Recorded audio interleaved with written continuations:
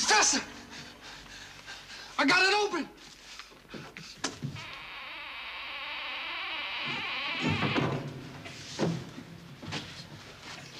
Good heavens, man!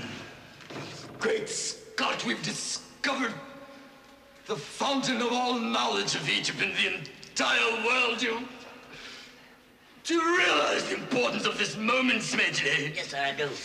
Do you see the brilliance, the untold years? I see it, sir. Sir, wait, sir. That's his medicine. Thank you so much. Thank you, sir. You swine. Look, what is this? See. Says, cannot. This is the elixir of life, sir. The elixir of life? The cure for all diseases. Wait, let's see here. Wait, give it to me. The inscription on the bottom. Give it to me. Give it. Open at other end. Lumix.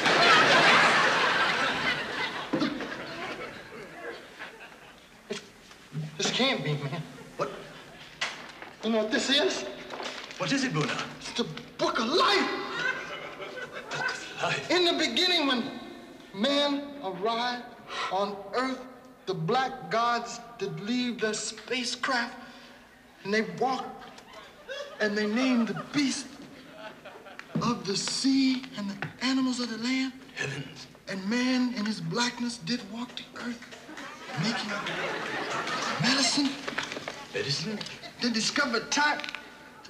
These were all black people got down.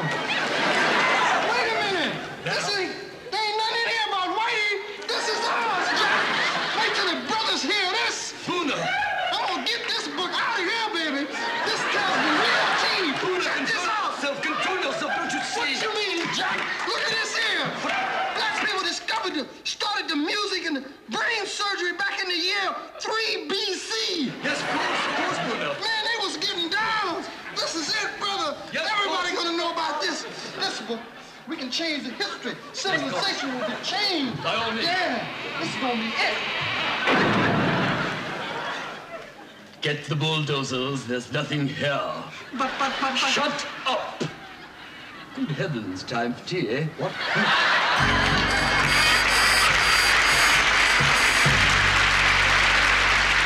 And now, an exclusive first look at the upcoming project from Black Channel Films.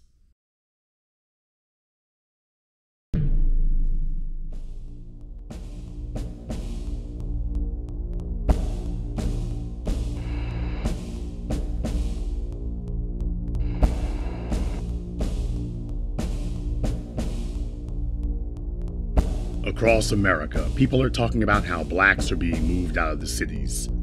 Well, I'm here to tell you, if you live in Harlem, DC, Detroit, or LA, you don't have to worry about gentrification any longer, because it's already over. Gentrification is basically class warfare. It actually results in the death of people, and it results in the displacement of communities.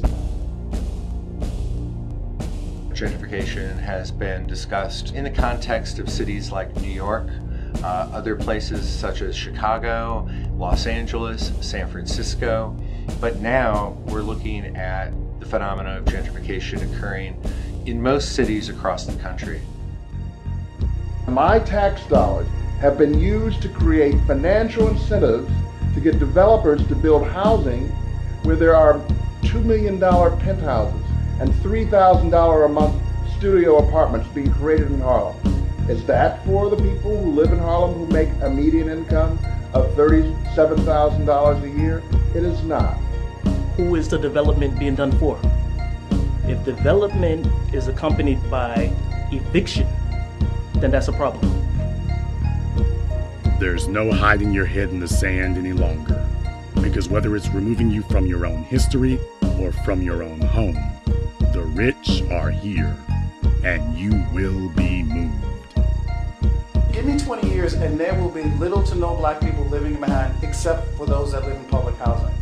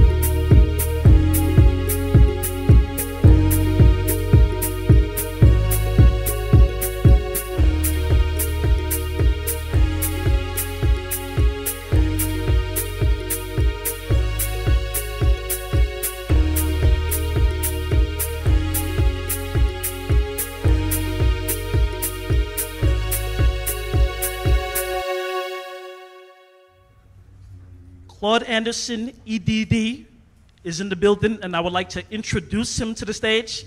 I would like to welcome him to the Black Empowerment One Convention.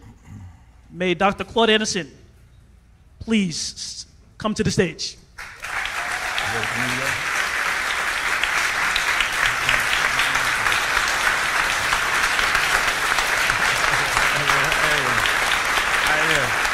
everybody. Hi.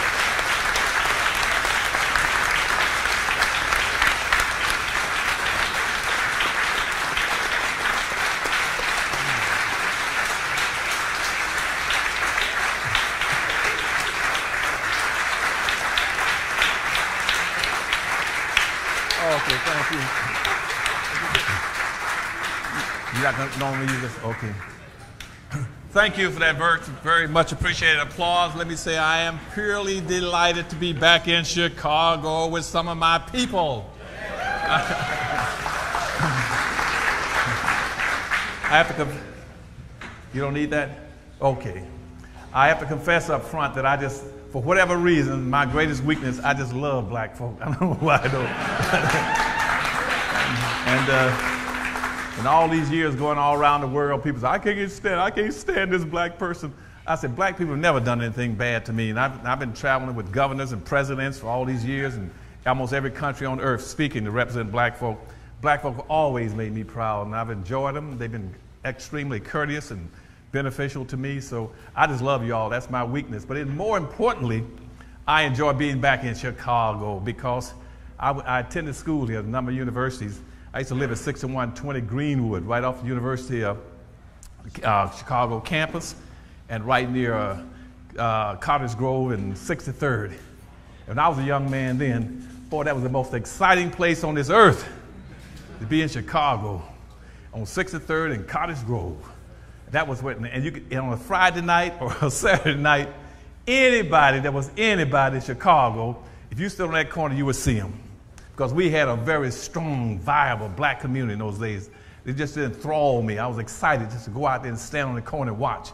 And I could walk from Cottage Grove then, I haven't been there for 30 or 40 years now. I could stand on the Cottage Grove and 63rd and walk all the way to Stony Island. I could see Red Fox, you know, B.B. King, Lonesome Sundown, Jimmy Reed, Mahalis, Ramsey Lewis, Ahmad Jamal, all these kind of people, because we had communities then. And but now all that's gone from what I hear. But anyway, so I'm back with you all, and I'm back in Chicago, and I'm glad to be with you. Now, Jason Black asked me to come here on his invitation and says that, I said, what do you want me to do?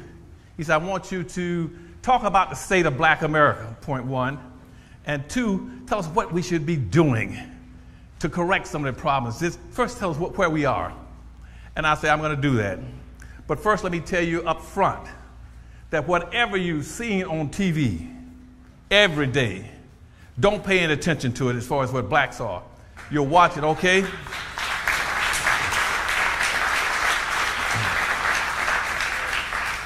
They have a special class of a black overclass in America whose primary sole responsibility is to anesthetize you, to zombify you, to hypnotize you, and give you the fraudulent belief that somehow black folk are moving forward and advancing in America. You're not. In proportional comparative terms, you're going backwards. And here's what capitalism is. Then capitalism is this: owning and controlling the land, the resources, and tools, and using other people's labor to enrich yourself. That is capitalism. Let me tell you two again. Capitalism is owning the land, the tools, and the resources, and using other people's labor to enrich yourselves. Now, in neither one of those definitions did I say, in the most capitalist nation on earth, did I say anything about social integration and civil rights. Then why do you keep practicing something that doesn't exist, that doesn't pertain to you? If you live in a capitalistic nation, society, you should be practicing what? Capitalism. Owning and controlling the resources, the tools, and land. And that's why I told you initially about the monopoly game. The monopoly game was set up way back in 1860. Here's what it is: owning and controlling land. How many people here have ever played Monopoly? Okay, good. Now, Monopoly is supposed to be based on this premise. Everybody's supposed to sit down and get the same amount of money to play the game. You're supposed to take that money, and what are you supposed to do? Buy land. Buy land. And then plus when you buy the land, they want you to do something that's in my Powernomics principles and all my books. They want you to aggregate the land. If you buy just one piece of land in a set, it has no value. You got to get all three pieces. That's called aggregation. So you got land. The second thing in the monopoly game is you got to buy the businesses. The water country, the electric truck company, what's the other one? Railroads, okay. You got to have businesses. Here we are. We don't own the land because they never gave us any land, wouldn't give us any land. We playing a real-life monopoly game. We don't own any land. We don't own the electric company, the railroads, we don't own any businesses. Okay, and then the third thing, you're supposed to be able to improve the property by putting houses on it, stuff like that, a lot of houses, but in combination. So you can generate 3 or 4 and get a lot of money. But black folk at one time by 1920 had over 20 million acres of land. They let it dissipate and got away from it. They don't own it down there about 300,000 acres. They lost 19 million acres of land between 1920 and 1950. So they don't own any land. They didn't own that land also, so put hotels. Where are the hotels? We finally got one black hotel in New York now. I mean in Washington, D.C. We don't own any hotels, so we play a monopoly game with no hotels either. Now, how can we play a game on this rule of owning and controlling land, resources, and tools, and generate wealth? We're playing a real-life monopoly game by throwing the dice and hoping that the dice will land on the right property. On what's the right property? Income tax reform, free parking. Going around the board, just rolling the dice with no money, no land, no buildings, nothing. And sooner or later, we're going to throw the dice and the land to throw us on the wrong property, and what happens? We go past go, don't collect $200 and take your butt straight to jail. That's why you got all these blacks sitting up in jail. You're playing a game that your deck is stacked against you because you're not playing to play the rules. Because again, what you're doing is that you're eradicating your own history of your treatment, how you've been mistreated when you say, I'm just like a Mexican, I'm just like a Hispanic, we all together. And right now what they want to do is they put those groups in protected class, and Obama just proposed to put transsexuals into a protected class. Even though we couldn't, even back in the 1860s, they took black folk out of the Freedmen Bureau. Now they're protecting all these groups, all these immigrant groups coming and getting all these protections, and nobody wants to protect black folk. Because we've been trained to go around and want to save the world. Save the world. Stress your exceptionality and say, don't put us in any of these broad categories. Put us, everything coming to black folk, we want you to put it out in front of us where we can see it. If it's for us, let us see it. Point one. And secondly, do not give us any more symbolism. No more symbolism for black folk. Yeah, okay? They're always trying to give black folks symbolism. Well, look what we've done for y'all. We gave y'all Martin Luther King's birthday. Who cares? That doesn't put no biscuits on no black folks' table. I want you all to only take and want and demand that which you can count and measure. See, if you can't count and measure, we don't want it. Don't be telling us, well, we're gonna give you all a special holiday. No, I don't want no special holiday. Give me some money, okay? And so that's the first thing. Go to your blackness, claim your exceptionality. Don't let anybody equate you to anybody else. When all these people run across the board and say, we're equal to you, no, you're not equal to me. The next thing I want you to do is that now we can go back and build our communities because we're going to play a real-life monopoly game. And you got to have the land. I want you all to start building black business communities. Build a black business community someplace. Because otherwise you cannot get wealth unless you have a community. Right now, we do not have not one single solitary black community in the entire United States. It is impossible for you all to play and win in this society because the deck is stacked against you. They want you to play as individuals, an unknown person where you don't know each other. You go back and say, no, we're going to build black business communities. Now, why don't you have any communities? Because, see, everybody else has communities. And we tried to build a black town in Detroit, Michigan. They said, that's divisive. This is advice for you all to build something for black folk. I had a plan laid out to build a black business district in the city of Detroit. And whites and all the other groups marched downtown. Here's the Mexicans in Detroit, Hispanics in Detroit, Asians, Arabs, all Dearborn is all Arabs. They all marched downtown to protest my building a black business district for black folk. They said, Dr. Adams, we admit in Detroit is 92% black. We got a Chinatown, Asian town, Arab town, Greek town, Pole town, Hockey town, Cork town. But if you build something for black folk, that's racist. And guess what your leadership said? You sure is right. That would be wrong. Sure, we don't want to do that. We come a long ways. We came all the way from we're socially integrated now. We don't need anything. And I said, but you don't have anything. Yeah, I know, but the little bit we got, if we try to build something for black folk, they'll take that away from us. And that took me back to 1935 when a guy named George Gershwin wrote a play, an opera called Porgy and Bess. And right in the middle of the Porgy and Bess, they got porgies out in the middle of the black neighborhood singing, we got plenty of nothing, and nothing is plenty for us. I said, nobody's that silly. And just think in Detroit, Michigan, when I was outside that business district, black folk had an annual disposable income in Detroit of about $11 billion between the city and the schools and everything else. Disposable income. And you see, they went into bankruptcy. I told them then, if you start practicing group economics with your $11 million and make your money not even necessarily bounce 8 to 12, bounce 10 times, now you got $100 billion. Because the money would come around past you 10 times. If the money circulates around, your 11 billion would become what? 10 times becomes 100 billion. You know what they told him? Well, Dr. Evans, that'll be racist for us to do that. And so now Detroit went bankrupt, and now whites have taken over Detroit. They're going to take over every black city in the United States.